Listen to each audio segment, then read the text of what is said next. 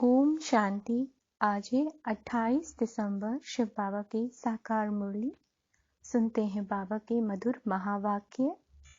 आज बाबा कहते हैं, बेहद के बाप से तुम बहुत ऊंची पढ़ाई पढ़ रहे हो।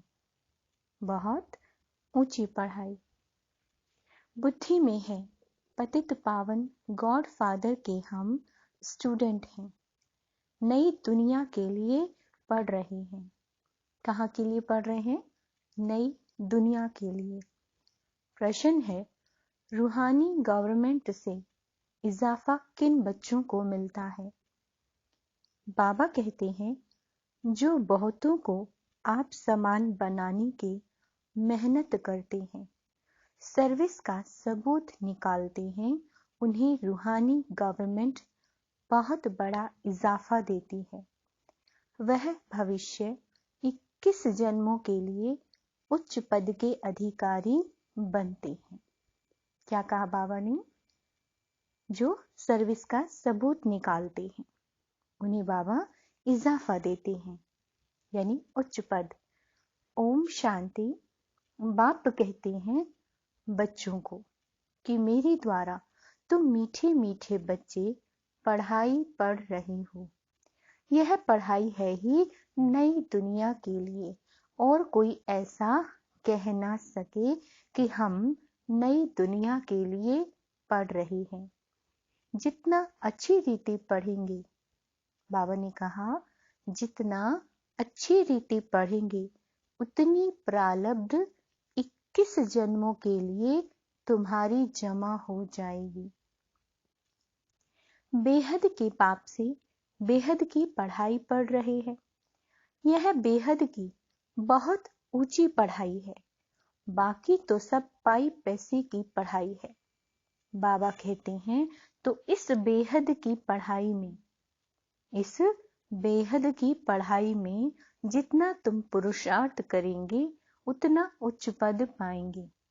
तुम्हारी बुद्धि में सदैव यह बातें रहनी चाहिए कि हम पतित पावन गॉड फादर के स्टूडेंट हैं। हम क्या हैं? पतित पावन गॉड फादर के स्टूडेंट, और नई दुनिया के लिए पढ़ रहे हैं। तो तुमको कितना अच्छा पुरुषार्थ करना चाहिए कि हम पढ़कर पहले बाबुल के पास जाएंगे। फिर बाबा कहते हैं, फिर अपनी अपनी पढ़ाई अनुसार जाकर नई दुनिया में पद पाएंगे। वह है अलौकिक पढ़ाई, यह है पारलौकिक पढ़ाई, अर्थात परलोक के लिए पढ़ाई। यह तो पुराना पतित लोक है। तुम जानते हो, हम नरकवासी से स्वर्गवासी बन रहे हैं। यह घड़ी घड़ी याद पड़ना चाहिए।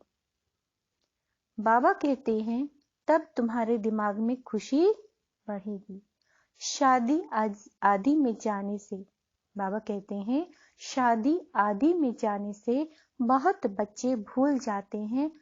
पढ़ाई कभी भूलनी नहीं चाहिए और ही खुशी रहनी चाहिए। हम भविष्य 21 जन्मों के लिए स्वर्ग के मालिक बनते हैं। बाबा कहते हैं, जो अच्छी तरह बहुतों को आप समान बनाते हैं, वह फिर जरूर ऊंचा पद पाएंगे। यह राज और कोई की बुद्धि में बैठ ना सके। सर्विस करने का भी अकल होता है। डिपार्टमेंट अलग अलग होती है। स्लाइड्स बनाने वाले, बाबा कहते हैं, स्लाइड्स बनाने वाले को भी बाबा कहते हैं कि स्लाइड एक ही साइज में हो, जो कोई भी प्रोजेक्टर में चल सके। पहले पहले स्लाइड हो, परम पिता परमात्मा से तुम्हारा क्या संबंध है, तो वह समझ जाए कि परम पिता हमारा बाप है। उनसे वर्षा क्या मिलता है। फिर दिखाना है त्रिमूर्ति ब्रह्मा द्वारा। हमको यह सूर्यवंशी पद मिलता है।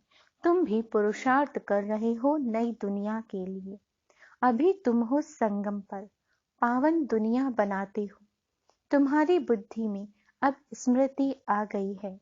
बरोबर हम 5000 वर्ष पहले देवी देवता थे। फिर राज्य गवाया, बाकी यह राजाई आदि लेते हैं। वह सब हद की बातें हैं, तुम्हारी है बेहद की लड़ाई। श्रीमत पर अंडरलाइन, श्रीमत पर तुम 5 विकार रूपी रावण के साथ लड़ते हो। तुम जानते हो ड्रामा में हार जीत का पार्ट है। बहुत गहरी बात है, ड्रामा में हार जीत का पार्ट है। हर 5000 वर्ष के बाद यह ड्रामा का चक्र फिरता है। और तो अब बाबा कहते हैं, तो अब तुम बच्चों को श्रीमत पर चलना पड़े, जिसको जो डायरेक्शन मिले। बच्चे कहते हैं हम समझते हैं। बच्चे क्या कहते हैं? हम समझते हैं, परंतु क्या कहते हैं? परंतु किसी को समझा नहीं सकते। यह तो ऐसे हुआ जैसे समझा नहीं है। जितना खुद समझा हुआ है उतना ही पद पाएंगे। बुद्धि में स्व दर्शन चक्र फिरता ही रहे। स्व दर्शन चक्रधारी बाबा कहते हैं तुम बनते हो। दूसरे को अगर आप समान नहीं बनाया तो सर्विसेबल नहीं ठहरे। इसीलिए पूरा पुरुषार्थ करना चाहिए, औरों को भी सिखाना है। ब्राह्मणियों को हर एक के ऊपर मेहनत करनी है। टीचर्स बहुत मेहनत करती है, तब तो इजाफा मिलता है। तुमको तो बहुत बड़ी गवर्नमेंट से इजाफा मिलता है। बाबा कहते हैं सर्विस का सबूत निकालना है, गफलत नहीं करनी चाहिए। यहाँ एक क्लास में हर प्रकार की पढ़ाई होती है। तुम जानते हो हम भविष्य में जाकर देवी देवता बनेंगे। विनाश भी जरूर होना है। जैसे कल्प पहले स्वर्ग में मकान आदि बनाए थे, वही फिर बनाएंगे। ड्रामा मदद करते हैं। वहां तो बड़े बड़े महल, बड़े बड़े तख्त बनाते हैं। यहाँ थोड़े ही इतने बड़े महल सोने चांदी के हैं। वहां तो हीरे जवाहरात पत्थरों के मिसल होंगे। बाबा कहते हैं भक्ति में भी इतने हीरे जवाहरात होते हैं, तो सत्युग आदि में क्या होगा, क्या नहीं होगा। भल करके साहूकार लोग यहाँ राधा कृष्ण अथवा लक्ष्मी नारायण आदि को सजाते हैं, सोने के जेवर आदि पहनाते हैं। बाबा को याद है एक सेठ था, उसने बोला लक्ष्मी नारायण का मंदिर बनाता हूं, उसके लिए नए जेवर बनाने हैं।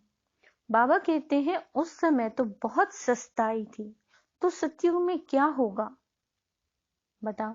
भक्ति मार्ग में बहुत माल थे जो सब लूट कर ले गए। अब तुम बच्चों को सारा मालूम पड़ गया है। यह पढ़ाई है बहुत ऊंची, छोटे छोटे बच्चों को भी सिखलाना चाहिए। राज्य विद्या के साथ यह भी विद्या देते रहो। शिव बाबा की याद दिलाते रहो, चित्रों पर समझाओ, बच्चों का भी कल्याण करो। शिव बाबा स्वर्ग का रचयिता है। तुम शिव बाबा को याद करेंगे तो स्वर्ग के मालिक बनेंगे। अविनाशी ज्ञान का विनाश तो होता नहीं। थोड़ा भी सुनाने से राजधानी में आ जाएंगे। सतयुग में लक्ष्मी नारायण का राज्य था, वह फिर कहाँ गया? हम तुमको समझाते हैं, गोया तुमको उस स्वर्ग का मालिक बना देंगे। सिखाने से सीख जाएंगे। मेहनत करनी है। फालतू बातों में टाइम वेस्ट नहीं करना चाहिए। गफलत करने से बहुत पछताएंगे। बाप धन कमाकर बच्चों को देकर जाते हैं। अभी तो सबका विनाश होना है। अभी भी कितनी लड़ाई झगड़े मौत आदि होते रहते हैं।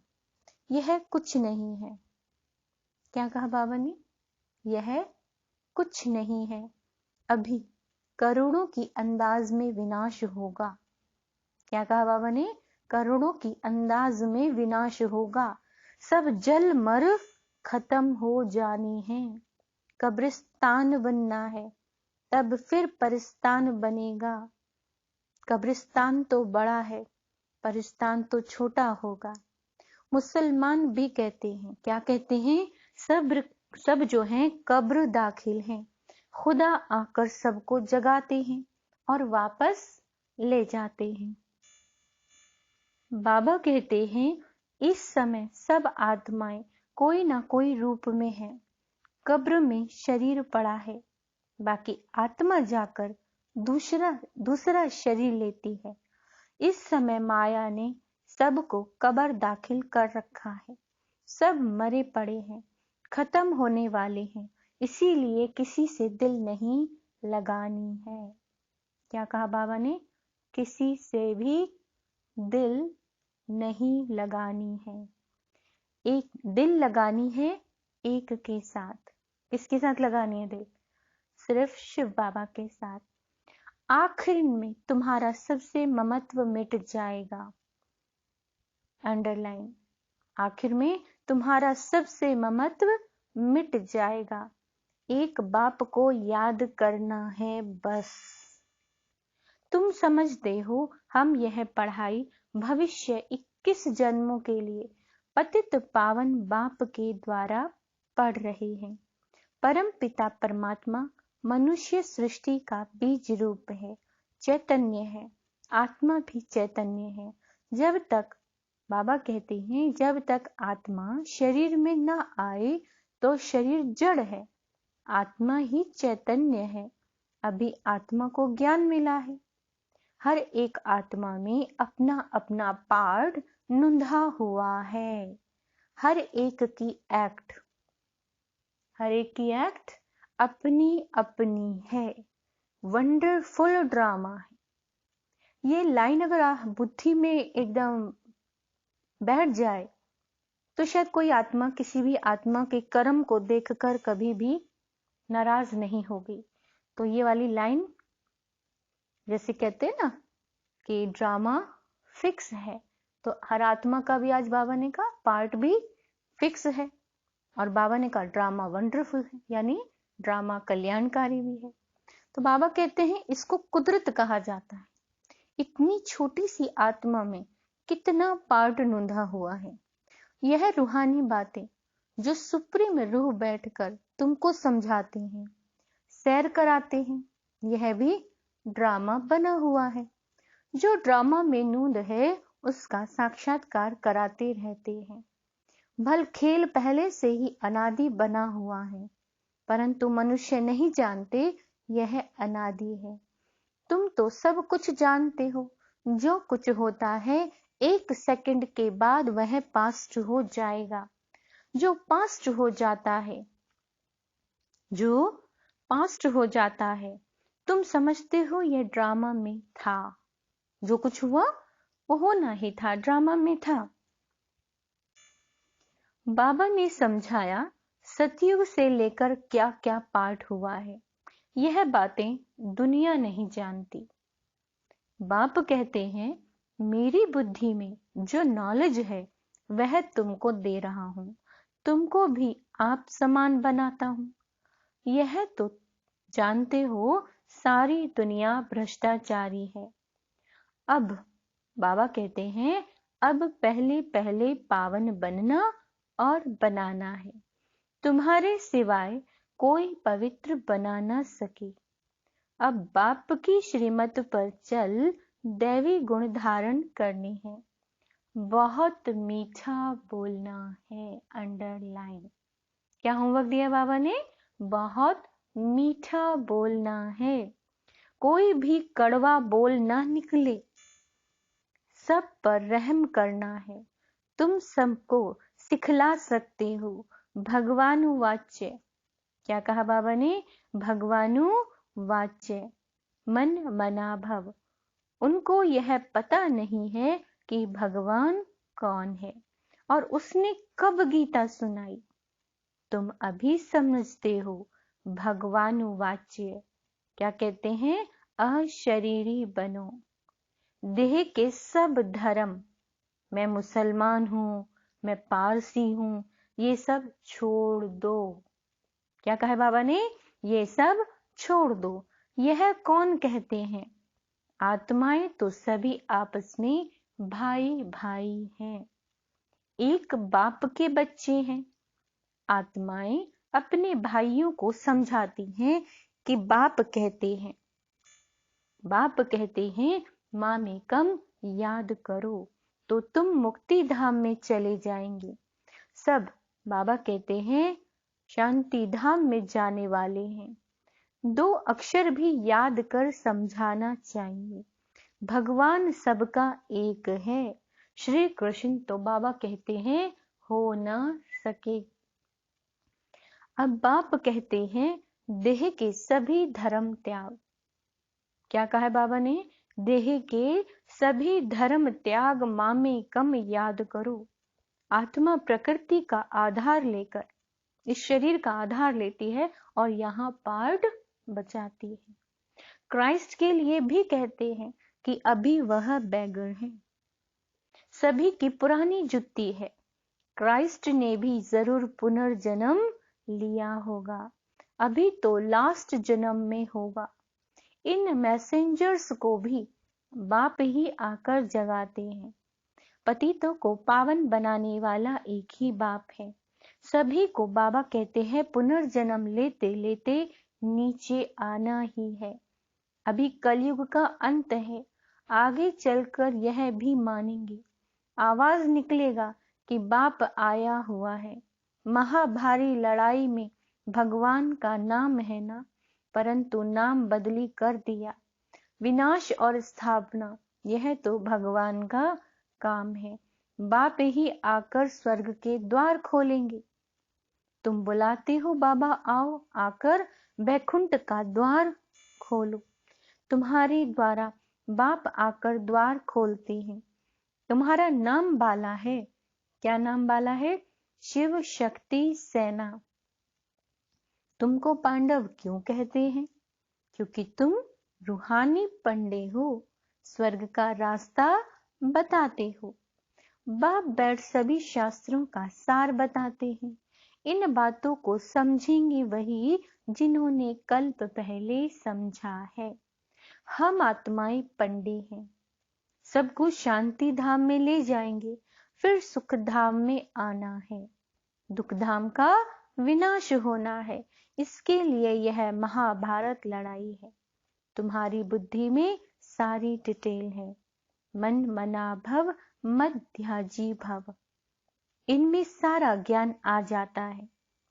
जैसे बाबा नॉलेजफुल है, तुम बच्चे भी बनते हो। सिर्फ दिव्य दृष्टि की चाबी मैं अपने पास रखता हूँ, इसके बदले फिर तुमको विश्व का मालिक बनाता हूँ। मैं नहीं बनता हूँ, यह फर्क रहता है। दिव्य दृष्टि का पार्ट भी तुम्हारे काम में आता है। भावना के भुगरे चने दे देते हैं। बाबा ने समझाया जगत अम्बा का कितना मेला लगता है, लक्ष्मी का इतना मेला नहीं लगता। कितना फर्क है। लक्ष्मी के चित्र को तिजोरी में रखते हैं कि धन मिलेगा। भक्ति मार्ग में मिलते हैं चने, ज्ञान में मिलते हैं हीरे। लक्ष्मी से सिर्फ धन मांगते हैं, उनको ऐसे नहीं कहेंगे कि बच्चा दो, तंदुरुस्ती दो। किसको? लक्ष्मी जी को। लक्ष्मी जी से क्या मांगते हैं? हमेशा धन मांगते हैं। जगत अम्बा के पास सब आशाएं लेके जाते हैं। अभी तुम समझते हो हम पूज्य थे, अब क्या बन गए? बाबा कहते हैं अब पुजारी बने हैं, फिर पूज्य बनते हैं। ज्ञान से रोशनी मिल गई है बच्चों को। तुम कितने निराले बन गए हो। क्या कहा बाबा ने? कि तुम कितने निराले बन गए हो। ज्ञान अंजन सतगुरु दिया। तुम ड्रामा के आदि मध्य अंत को जान गए हो, बुद्धि में आ गया है, तो तुमको इस पढ़ाई का कितना कदर होना चाहिए। वह पढ़ाई तुम जन्म जन्मांतर पढ़ते आए हो, और मिलता क्या है? बाबा कहता है भुगरे अर्थात चने। यह पढ़ाई एक जन्म पढ़ने से तुमको हीरे जवाहरात मिलते हैं। अब पुरुषार्थ करना तो तुम बच्चों का काम है। नहीं पढ़ते हैं तो इसमें टीचर क्या करेंगे? कृपा की तो यहाँ बात ही नहीं। संगम पर देवताओं की सारी राजधानी स्थापन हो रही है। योग बल से तुम अपने विकर्मों का विनाश करते हो, अर्थात ज्ञान बल। और ज्ञान बल अर्थात नॉलेज से तुम कितना ऊंचा बनते हो। ज्ञान सागर और ज्ञान नदियों द्वारा स्नान करने से सद्गति होती है। बच्चों को समझाने की युक्तियां मिलती रहती हैं। ड्रामा प्लान अनुसार जो कल्प पहले समझाया है वही समझाते रहते हैं। बच्चे भी नंबरवार आते रहते हैं। ब्राह्मण कुल की वृद्धि होनी ही है। तुम बच्चों को महादानी बनना है। क्या बनना है? महादानी। जो कोई आए उनको कुछ न कुछ समझाते रहो। शंख ध्वनि करनी है। यहां जितनी तुम धारणा कर सकते हो उतनी घर में नहीं होती। शास्त्रों में भी मधुबन का गायन है, वहां मुरली बजती है। अच्छा, मीठे मीठे सिक्के लदे बच्चों प्रति माता पिता बाप दादा का याद प्यार और गुड मॉर्निंग। रूहानी बाप की रूहानी बच्चों को नमस्ते। हम रूहानी बच्चों की रूहानी बाप दादा को याद प्यार, गुड मॉर्निंग, नमस्ते मीठे बाबा, शुक्रिया बाबा, शुक्रिया। धारणा के लिए मुख्य सार। बाबा कहते हैं पढ़ाई का बहुत कदर रखना है। क्या करना है? पढ़ाई का बहुत कदर रखना है। बाबा से कृपा आदि नहीं मांगनी, बाबा मेरा ये काम कर दो, बाबा मेरा वो काम कर दो। सर्वशक्तिवान की संतान हो, बाबा को साथ लो और उस कार्य को करो। सफलता तुम्हारा जन्म सिद्ध अधिकार है। सफलता बाबा कहते तुम्हारे गले का हार है। इसलिए बाबा से कृपा नहीं मांगनी है, बाबा को साथ रखना है। बाबा कंपेनियन भी है और साथी भी है और साथ भी है, इसलिए उसे हमेशा साथ रखो। ये बात कभी नहीं भूलनी है। बाप से कृपा आदि नहीं मांगनी। ज्ञान और योग बल जमा करना है। ज्ञान कैसे जमा होगा? ज्ञान मुरली को सुनना है, बार बार मुरली को पढ़ना है, सुनना है। जितना सुनेंगे, जितना पढ़ेंगे, उतना हम फिर जब मनन चिंतन करेंगे और जब जितना योग करते जाएंगे तो ज्ञान और योग दोनों का बल बाबा कहते हैं जमा करना है। रहम दिल बनना, सब पर रहम दिल बनना है। मुख से कभी कड़वे बोल नहीं बोलने हैं, कभी नहीं बोलने, सदा मीठा बोलना है। और ऐसा भी ना हो कि आप बोले तो मीठा और कर्म करें कड़वा, है ना। तो बाबा कहते हैं ना कड़वे बोल बोलने हैं, ना कड़वे कर्म करने। आप समान बनाने की सेवा बाबा कहता है जरूर जरूर करनी है। विकार, बाबा कहते हैं वरदान है, विकारों रूपी सांपों को गले की माला बना देने वाले सच्चे तपस्वी भव।